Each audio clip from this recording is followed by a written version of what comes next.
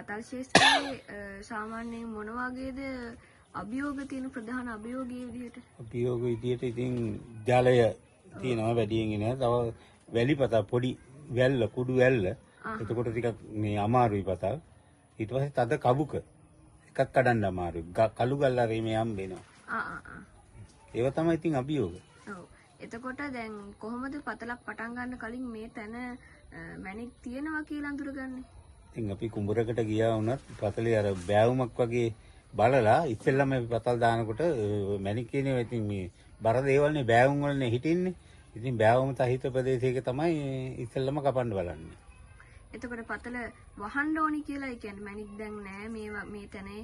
එහෙම කොහොමද තීරණය කරන්නේ? දැන් මාලාව උඩට ඉල්ලන් ගන්නවනේ. අඩි මාලාවටම ගත්තන් ඒකේ යට ඉතින් ඉල්ලමක් නැහැ. ඉතින් මාලාවට අරගෙන ගරුවට පස්සේ මැණික් නැත්තම් මැණික් තිබුණත් වහනවා නැති වුණත් වහනවා. වහලා මැණික් තිබුණොත් වෙන එකක් දානවා එතනම නැත්තම් වෙන තැනක දානවා.